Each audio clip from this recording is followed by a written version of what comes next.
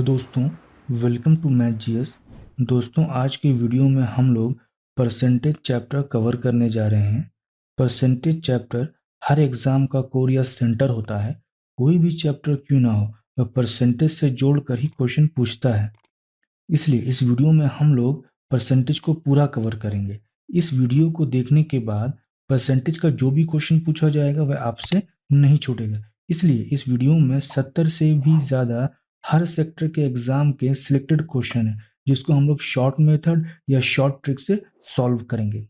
दोस्तों, एग्जाम में आपको जो भी क्वेश्चन दिखेगा वो यहीं से दिखेगा, इसलिए इस वीडियो को लास्ट एंड तक हर हाल में ज़रूर देखिएगा। दोस्तों, एक इन्फॉर्मेशन और है। इसी चैनल के प्लेलिस्ट में, जो कि मैथमेटिक्स का प्लेलिस्ट है, उसमें कुछ मैथमेटिक्स की वीडियो ऑलरेडी अपलोड हैं, जो कि एग्जाम पॉइंट ऑफ व्यू से बहुत ही ज़्यादा मोस्ट इंपॉर्टेंट वीडियोस हैं। उनमें से permutation combination, compound interest, simple interest, time and distance, Venn diagram, time and work, profit and loss, pipe and system, ये सब जो है मोस्ट इंपॉर्टेंट टॉपिक हैं एग्जाम के लिए। बहुत ही मोस्ट इंपॉर्टेंट चैप्टर हैं ये एग्जाम के लिए। एग्जाम में से हर हाल में क्वेश्चन पूछता है और पूछेगा। और जो इससे रिलेटेड जितने भी सारे वीडियोस ऑलरेडी मैथमेटिक्स के मौजूद हैं, इससे भी ज़्यादा जो मैंने टॉपिक यहाँ पे मेंशन किया है, इससे भी ज़्यादा वीडियो मैथमेटिक्स के मौजूद हैं और इंडिविजुअली मौजूद हैं, जहाँ से हर साल एग्जाम में क्वेश्चन वैसा ही वैसा पूछता, उसी पैटर्न पे पूछता जो मैंने सेलेक्ट करके अपलोड किया है। सिर्फ डेटा को बदलेगा, पैटर्न एकदम वही रहता है, स्टेटमेंट भी लगभग मिलता जुलता रहता है। इसलिए आप लोग इसी चैनल के मैथ्स के प्लेलिस्ट में जाकर जितने भी मैथमेटिक्स के वीडियो मौजूद हैं, आधे से भी ज़्यादा ऑलरेडी अपलोडेड है मैथमेटिक्स के वीडियोस, वो सब आप जाके देख लीजिए। वो एग्जाम पॉइंट ऑफ व्यू से इंपॉर्टेंट है, वहाँ से क्वेश्चन गिर रहा है। परसेंटेज का जो वीडियो मैं लेकर आया हूँ, इसको हम लोग शॉर्ट मेथड, शॉर्ट ट्रिक्स और बेसिक और बहुत ईजी वे में समझेंगे। बहुत ईजी वे में, बहुत ही बेसिक, बहुत ही आसानी से समझेंगे, क्योंकि इसमें लगभग 70 से भी ज़्यादा क्वेश्चन सिलेक्टेड हैं। तो हो सकता है ये वीडियो थोड़ा बड़ा बन जाए, तो आपको पेशेंस के साथ पूरा वीडियो देखना है। ये याद रखिए, अगर इस वीडियो को देख लिया, समझ लिया, परसेंटेज कॉन्सेप्ट क्लियर हो गया, तो यहीं से आपको एग्जाम में क्वेश्चन दिखेगा। इससे बाहर क्वेश्चन एग्जाम में आपको नहीं दिखेगा। डेटा चेंज रहेगा, पैटर्न वही रहेगा, क्वेश्चन का स्टेटमेंट भी वही रहेगा। जब हम लोग क्वेश्चन अभी सॉल्व करने जाएंगे तो खुद ब खुद हम लोगों को समझ में आ जाए। सारा क्वेश्चन जो है एग्जाम का सिलेक्टेड क्वेश्चन है। तो चलिए दोस्तों, फिर हम लोग अब परसेंटेज को स्टार्ट करते हैं। कुछ मोस्ट इंपॉर्टेंट टिप्स हैं, ठीक है, कुछ फैक्ट्स हैं जिसको जानना बहुत ज़रूरी है, जो आपके मुंह पर होना चाहिए, आपके ज़ुबान पे होना चाहिए, जिससे परसेंटेज का क्वेश्चन सॉल्व करने में बहुत ही आसानी भी होगा और आपका टाइम भी कम बचेगा। तो परसेंटेज में जो अभी मैं बताने जा रहा हूँ, ये आपको ज़ुबान पे होना ही होना है चाहिए। अगर आपको ये नहीं पता, याद नहीं हो रहा, तो फिर दिक्कत है आपके लिए। तो वो क्या है, देखिए, 1 को हम लोग हमेशा क्या मानेंगे, परसेंटेज मानेंगे। 1 को क्या मानते हैं हम लोग, 100% मानते हैं। तो ठीक उसी प्रकार से 1/2 जो फ्रैक्शन होगा वो क्या होगा, 50% हो जाएगा। 1/3 का जो फ्रैक्शन होगा वो 33 1/3 होगा। इसको हम लोग 33.33% भी लिख सकते हैं। ये सब आपको याद होना चाहिए। अगर कहीं पर 1/4 लिखा हुआ दिखेगा तो इसका मतलब समझ जाना है कि ये 25% डायरेक्ट वैल्यू लिखना है। अगर 1/5 दिखा हुआ मिलेगा तो समझ जाना है कि 20% है। 1/5 का मतलब 20%। अगर 1/6 है तो इसका मतलब हो गया 16.66%, या नहीं तो 16/2/3% होगा 1/6 का मतलब। 1/7 जो होगा परसेंटेज में वो 14.28% होगा। 1/8 होगा तो ये हो जाएगा 12.5%, यानी तो 12.5, 12.5%। अगर 1/9 है तो इसका ट्रिक है कि 1/9 को 1/9 रहने देंगे, उसके बाद यहाँ 11 डाल देंगे होल में और ये परसेंटेज में कन्वर्ट कर देंगे। और अगर फुल परसेंटेज में डेसिमल में जाना है तो 11.11% होगा इसका। उसी तरह 1/10 का मतलब होगा क्या, 10%। उसी प्रकार 1/11 का मतलब हो जाएगा, 1/11 को 11 रखेंगे, यहाँ पे 9 डाल देंगे और ये परसेंटेज में कन्वर्ट हो जाएगा। और अगर पूरा फुल डेसिमल में जाना है तो 09.09%। इसी तरह से आपको पूरा जितना भी फ्रैक्शन का जो वैल्यू होता है, वो परसेंटेज में कितना होता है, वो आपके ज़बान पे होना चाहिए, याद होना चाहिए। और यहाँ पर जितना मैंने बताया अभी, ये तो मोस्ट होना ही होना चाहिए। अगर 1/12, 1/13, 1/14, 1/15 भी याद है तो फिर और भी अच्छा है, लेकिन मिनिमम इतना वैल्यू आपके ज़ुबान पे होना चाहिए। नहीं है तो आपको याद कर लेना है। अब ये सब जो वैल्यूज़ आ रहा है तो वो कैसे आ रहा है, जैसे एग्जाम्पल के लिए से 1/2 लिखा, तो इसको 1/2 को परसेंटेज में अगर कन्वर्ट करना है तो हम लोग क्या करते हैं, 100% लिखते हैं। तो ये क्या बदल जाएगा, 50% बदल जाएगा। ठीक उसी प्रकार से अगर 1/4 लिखा तो 1/4 को क्या करेंगे, परसेंटेज में कन्वर्ट करना तो 100% मल्टीप्लाई कर देंगे। तो 4 ये जाएगा, 100 कितना है, 25, इसका मतलब क्या आएगा, 25% आ गया। तो इस तरह से कन्वर्ट किया जाता है। अब अगर हम लोग को ट्रिक याद रखना है तो कैसे होगा, 1/3, तो 1/3 में हम लोग कितना से मल्टीप्लाई करके 100%, मोटा मोटी 33% मल्टीप्लाई करेंगे तो 100% हो जाएगा। इसका मतलब 33.33% होगा।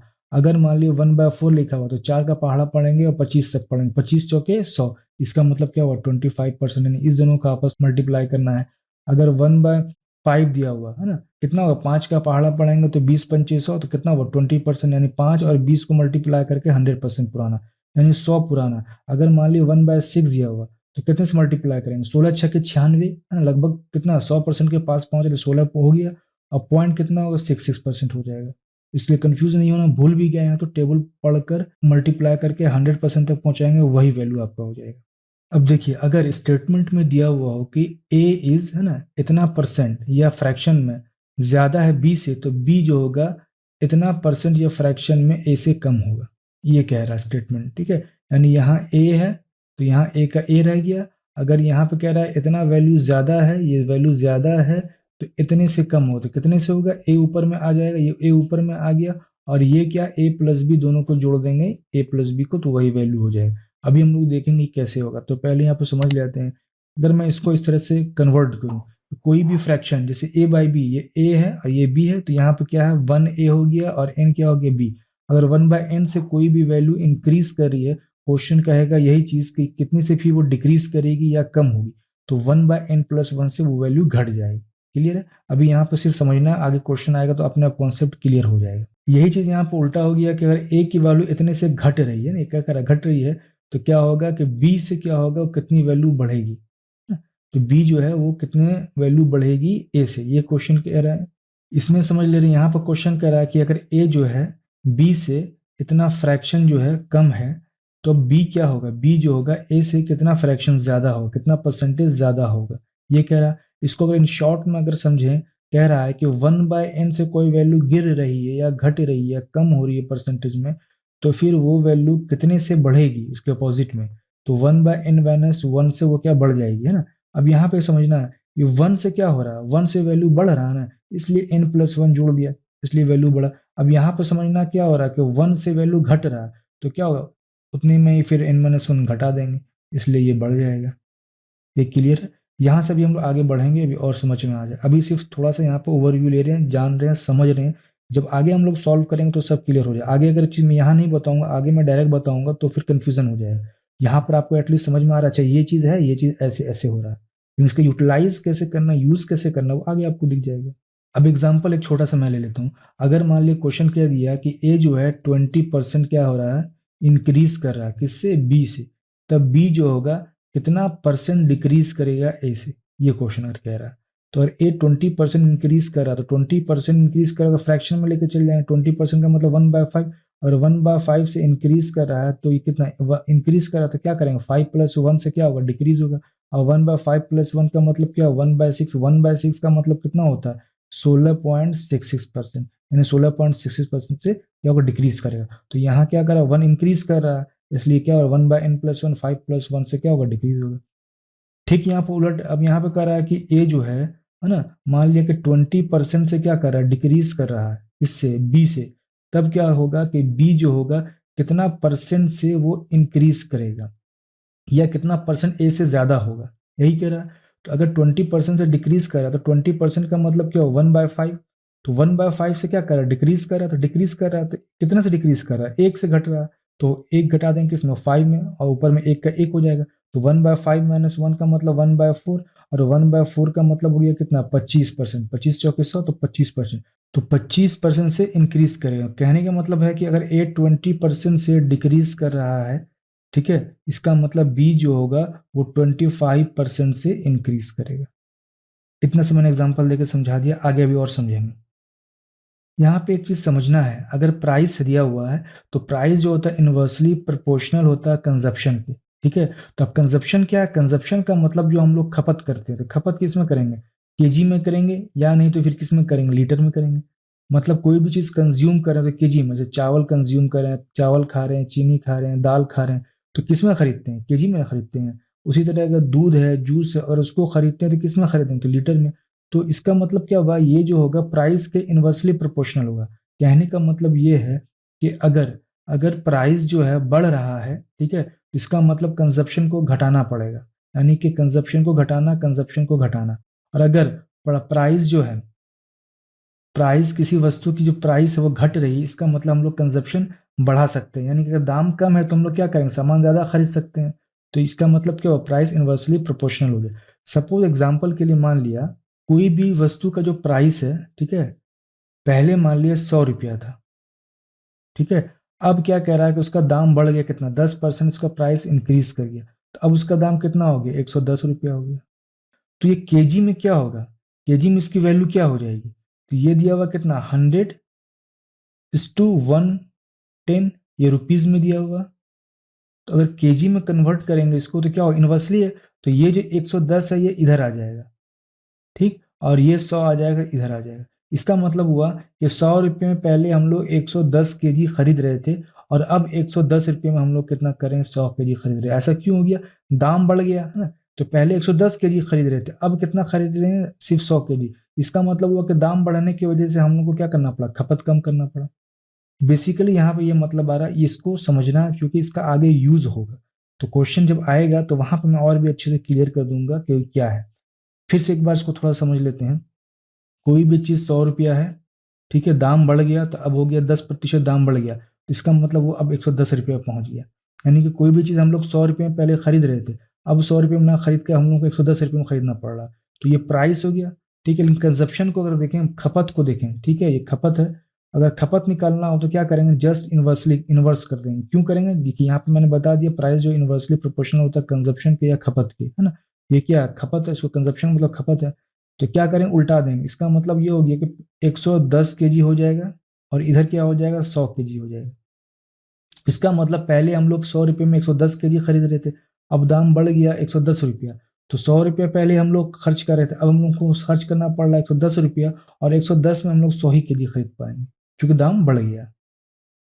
तो ये प्रोपोर्शन वाला इसको चीज़ को याद रखना, समझना, आगे यूज होगा। तो मैंने सिर्फ समझने के लिए यहाँ पे ये सब बता रहा हूँ, कोरिलेट कर रहा हूँ, माइंड में एक इमेज क्रिएट कर रहा हूँ।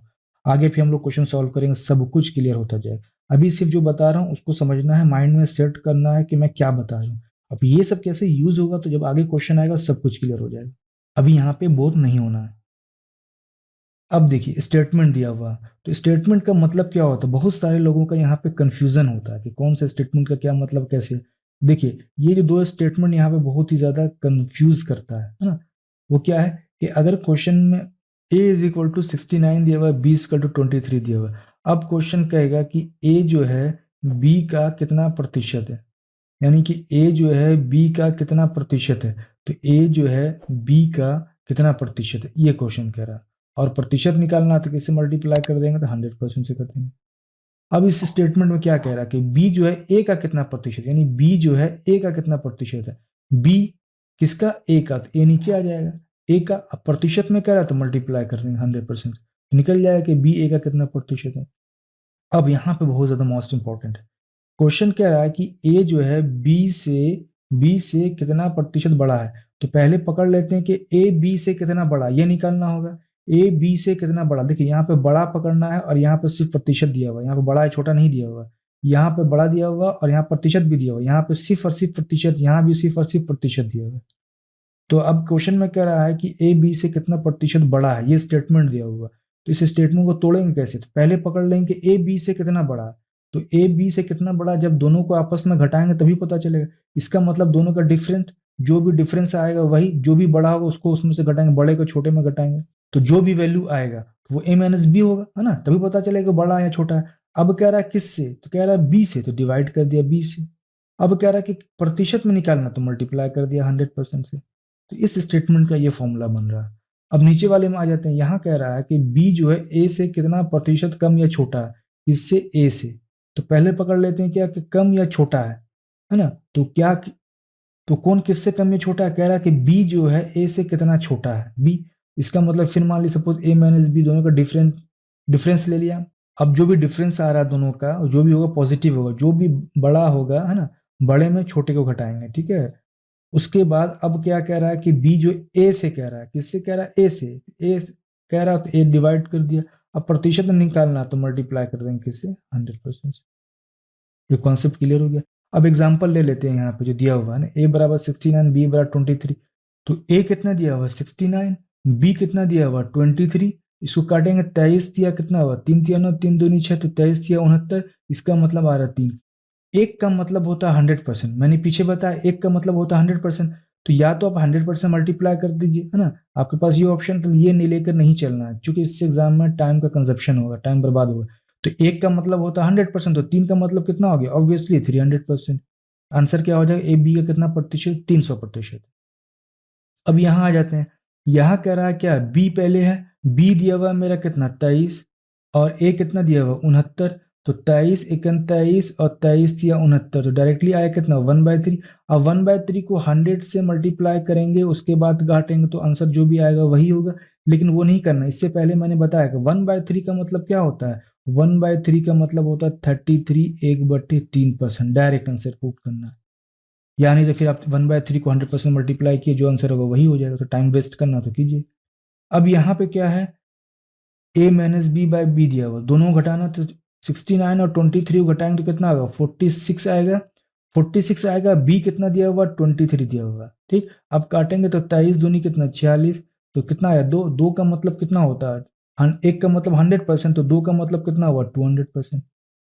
कोई टाइम लग रहा है, इसलिए बोला जो फ्रैक्शन में जो वैल्यू दिया हुआ परसेंटेज में आपको याद होना चाहिए, और बहुत ईजी है, याद करने की बहुत ज़्यादा जरूरत नहीं है, आप प्रैक्टिस करेंगे तो खुद ब खुद याद हो जाएगा।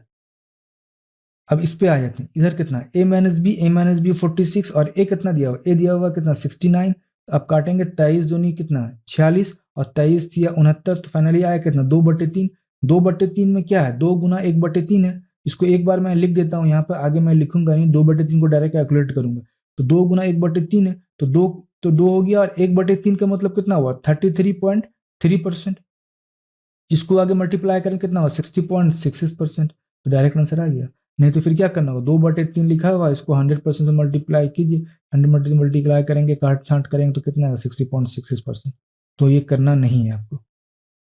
आई होप ये चारों स्टेटमेंट का मतलब समझ में आ गया होगा, कहीं पर कंफ्यूज नहीं करना। बहुत सारे लोगों को कंफ्यूजन होता है कि कौन सा यहाँ पे बड़ा है, अब कहाँ प्रतिशत निकालना है, तो कहाँ पे माइनस करना है, कहाँ पे माइनस करना है, ये जानना बहुत जरूरी है। तो जहाँ पर कहेगा कि बड़ा या छोटा या कम है, तो वहां पे माइनस करना, और जहां पर कहे कितना प्रतिशत, तो डायरेक्ट डिवाइड करना।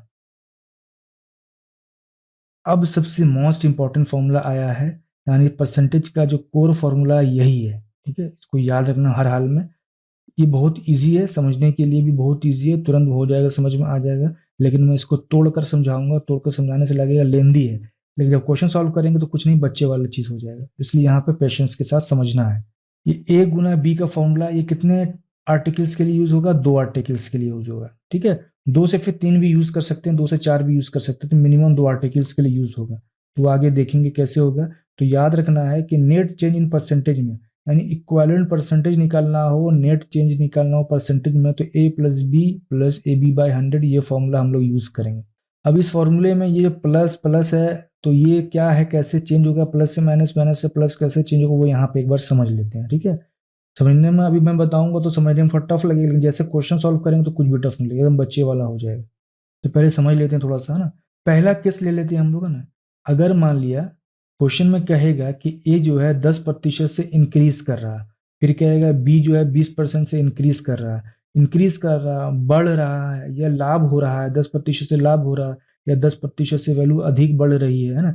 जब भी अधिक लाभ प्रॉफिट इस तरह का रहेगा, तो उसका मतलब जो होगा वो प्लस में चला जाएगा साइन, दोनों का साइन प्लस होगा, तो फॉर्मूला वही सेम का सेम फिर यही हो जाएगा, a plus b plus a b by 100। यानी जो नेट परसेंटेज चेंज होगा, तो ये फॉर्मूला यूज करके हम लोग निकाल लेंगे। अब अगर केस टू में कह रहा है कि मान लीजिए ए जो है ना, ए है वो इंक्रीज कर रहा है 10% से, ठीक है, या 10% उसको प्रॉफिट हो रहा है, अगर ये क्वेश्चन दिया हुआ, तो क्या होगा, उसकी ए की वैल्यू पॉजिटिव होगी। अब क्वेश्चन में क्या दिया कि बी को 10% घाटा हुआ, या बी की 10% पे छूट मिल रहा है, या ये कह दिया कि बी 10% से घट रहा है, तो घट रहा है, लॉस हो रहा है, डिस्काउंट है, छूट है, तो इसका मतलब वहां पे निगेटिव वैल्यू हो जाएगा। नेगेटिव वैल्यू हो जाएगा तब फॉर्मूला बन जाएगा ए माइनस, ठीक है, b minus a b by 100। A तो पॉजिटिव है, ए पॉजिटिव हुआ, बी क्या नेगेटिव है तो बी नेगेटिव हुआ, लेकिन ये जो यहाँ माइनस है ये नेगेटिव क्यों हुआ? ये इसलिए नेगेटिव हुआ क्योंकि ए पॉजिटिव है, माइनस क्या, बी नेगेटिव 100 है, तो प्लस माइनस क्या होगा, माइनस होगा, इसलिए माइनस हुआ, इसलिए बी बाय 100 हुआ। अब केस थर्ड में है कि अगर ए की वैल्यू भी डिक्रीज कर रही है, घट रही है, बी की वैल्यू भी घट रही, कम हो रही है, दोनों निगेटिव हो गया। जब दोनों निगेटिव होगा तो फॉर्मूला क्या हो जाएगा, माइनस ए माइनस बी, और माइनस माइनस प्लस, यहाँ ए बी है तो ए बी में ए का माइनस, बी में बी का माइनस, और दोनों क्या होगा, माइनस माइनस प्लस, इसलिए यहाँ पे प्लस हो गया। अब चौथे केस में क्या है कि ए की वैल्यू जो है वो घट रही है 10% से, अब बी की वैल्यू क्या हुआ, मान ली 20% से बढ़ रही है, या 10% से बढ़ रही है, तो इसका मतलब ए क्या हुआ, नेगेटिव साइन हो जाएगा, बी का क्या, पॉजिटिव साइन, तो इसका मतलब क्या हुआ, माइनस ए और प्लस बी और प्लस माइनस माइनस, इसलिए यहाँ माइनस हुआ। यानी ए का माइनस और प्लस बी का, जो बी का पॉजिटिव है वो है, तो प्लस माइनस माइनस होगा, तो ये फॉर्मूला होगी। तो इस तरह से यहाँ पे 4 केस बन रहे हैं। हालांकि ये याद रखने का जरूरत नहीं, ये समझने के लिए बता रहे हैं। हम लोग क्वेश्चन जब सॉल्व करेंगे तो फटाक से क्लियर हो जाएगा, वहां पर याद रखने की जरूरत नहीं पड़ेगी। यहाँ पर समझने की नीयत से मैं बता रहा हूँ, आपको याद रखवाने की नीयत से नहीं। आपको याद रखना है ना, तो सिर्फ यही एक याद रखना, और बाकी कुछ भी याद नहीं रखना है। अब सब क्वेश्चन जब हम लोग सॉल्व करेंगे सब कॉन्सेप्ट क्लियर होता जाएगा। अब एक स्टेटमेंट और आते हैं। सपोज b बराबर 200 दिया हुआ और कहेगा कि if a is 20% more than b then how much a is, ये पीछे वाला क्वेश्चन है 1/n वाला। तो अगर b जो है 200 दिया हुआ और क्वेश्चन में कह रहा है कि a is 20% more than b then how much a is, यही कह रहा है ना। इस स्टेटमेंट को मैं क्यों बता रहा हूँ उसको अच्छे से समझना है। मान लिया b की वैल्यू 200 दिया हुआ, अगर क्वेश्चन में कह रहा है कि a जो है 20% ज्यादा है b से, तो a कितना होगा, ये कह रहा है ना। तो इसका दो तरीका है बनाने के लिए, है ना। a is 20% more than b, इसका मतलब क्या हुआ कि जो भी a है, a जो है ना, b का ना, b प्लस b का क्या होगा 20%, 20%, यही कह रहा है ना। तो पहला तो बात ये हो गया, कैलकुलेशन करेंगे क्या, b प्लस 20/100 गुना b। अब b जो दिया हुआ 200, तो 200 प्लस 20/100 गुना 200, अब जो भी होगा। तो ये इतना लंबा चौड़ा हम लोग यूज नहीं करेंगे, है ना। अगर इसी को शॉर्ट में लिखना है तो a बराबर क्या हो जाएगा, 200 प्लस 20 गुना 200, और ये 20/100 होगा, ये करना होगा, है ना। इतना करना होगा, इतना भी नहीं करना हम लोग। अगर इस तरह का स्टेटमेंट दिया हुआ है ना, इस तरह का स्टेटमेंट दिया हुआ है, तो हम लोग क्या करेंगे। देखिए क्वेश्चन कह रहा है ए जो है 20% ज्यादा है, इसका मतलब अगर बी 100% होगा तो इसका मतलब ए कितना हो जाएगा, ए 120% हो जाएगा, सिंपल सा है। ए अगर 120% हो जाएगा तो इसका मतलब क्या होगा, ए 100%, तो किसका होगा, तो 200 का होगा ना 120%, यही होगा, यही ए की वैल्यू हो जाएगी। 2 0 कैंसिल, 12 दूनी 24, 240, यानी बी जो है 200 है तो ए कितना होगा 240 हो जाएगा। तो फाइनली इसको कैसे सॉल्व करना है, अगर हम लोगों ने देखा कि a is 20% more than b, यानी कि a जो 20% ज्यादा है, तो a का मतलब 120% हो जाएगा, तो किसका होगा 200 का होगा। अब निकाल लेंगे, यहां से ये कैंसिल, यहां से 2 कैंसिल, तो 12 दूनी 24, 240 डायरेक्ट, इसे लंबा चौड़ा मेथड यूज नहीं करना है। अब यहाँ पे समझते हैं दूसरे स्टेटमेंट में क्या कह रहा है। अगर यहाँ कह रहा है कि b दिया हुआ 200, तो अब कह रहा है कि a जो है 20% कम है किससे, b से, तब a की वैल्यू क्या होगी, तो 20% कम है ना। तो इसका मतलब क्या हुआ कि a की जो वैल्यू 20% कम है, सपोज मान लिया कि b अगर 100% है तो a कितना होगा, 100% में 20 कम, तो इसका मतलब a जो होगा वो 80% होगा। तो अब चूंकि b की वैल्यू 200 दिया हुआ, तो a कितना हो जाएगा, a हो जाएगा 80% हो जाएगा, किसका हो जाएगा 200 का। इसका मतलब 80% का मतलब 1/100, तो नीचे 2 0 कैंसिल, 8 दूनी 16, तो 160, यानी b अगर 200 है तो a कितना हो जाएगा 160 हो जाएगा। इसलिए याद रखना होगा, इस चीज को हमेशा दिमाग में माइंड में सेट करना होगा। अगर क्वेश्चन में दिया हुआ कि a is 20% more than b, इसका मतलब a की वैल्यू हो जाएगी 120%। और अगर दिया हुआ कि a is 20% less than b, अगर लेस देन कह रहा है, कम कह रहा है, कितना 100 में कम कह रहा है, इसका मतलब a की वैल्यू जो होगी वो 80% हो जाएगी। हम लोग को इतना लंबा चौड़ा मेथड नहीं निकालना कि पहले ए का, हम लोग क्या करेंगे, बी को 200 का 200 है उसको 20% से निकालेंगे, उसके बाद जो वैल्यू आएगी उसके बाद 200 में घटा दें, ये नहीं करना। हम लोग ये नहीं करना कि भाई 200 का पहले निकाल लिया कितना 20%, है ना, 20/100, 2 0 कैंसिल, 2 2 4 40 हो गया। अब क्या करेंगे, बी में 40 घटाएंगे तो अब क्या होगा 260। ये लंबा चौड़ा नहीं करना, बल्कि डायरेक्ट ही 80% को मल्टीप्लाई 200 करके निकाल लेना है। तो इस स्टेटमेंट को याद रखिए, आगे यूज होगा, मैं डायरेक्ट यूज करूंगा। अब हम लोग पहले क्वेश्चन में आ जाते हैं। रमेश का वेतन जो है वो 10% कम कर दिया गया है।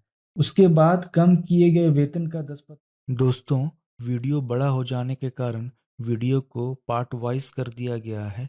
हालांकि वीडियो पूरा कंप्लीट हो चुका है, वीडियो कंप्लीट बनाया जा चुका है, लेकिन वीडियो काफ़ी बड़ा हो जाने के कारण वीडियो को पार्ट वाइज कर दिया गया है। तो ये वीडियो का पहला पार्ट था। आपको सेकंड पार्ट इसी वीडियो के डिस्क्रिप्शन बॉक्स में लिंक मिल जाएगा, या नहीं तो बीपीएससी मैथ के प्लेलिस्ट में वहाँ भी आपको मिल जाएगा। वीडियो का जो सेकंड पार्ट है वो काफ़ी मोस्ट इम्पॉर्टेंट है। उसमें पूरा क्वेश्चन को सॉल्व किया गया है और पूरा का पूरा question short method, short trick technique से सॉल्व किया गया है। उस वीडियो को देखना ना भूलें, उस वीडियो को ज़रूर देख लें। तो दोस्तों, आज की वीडियो में इतना ही था। Thank you for watching. दोस्तों, आप लोगों को अगर वीडियो पसंद आ रहा है तो प्लीज वीडियो को लाइक एंड शेयर कर दिया करें, ताकि वीडियो बनाने के लिए मोटिवेशन मिलता रहे। जो लोग इस चैनल पे नए आए हैं तो इस चैनल को सब्सक्राइब कर लें और बेल आइकन को भी प्रेस कर लें, ताकि नेक्स्ट वीडियो अपलोड होने पर आपको समय पे नोटिफिकेशन मिल सके। फ्रेंड, वीडियो कैसा लगा है कमेंट बॉक्स में कमेंट्स करके जरूर बताएं।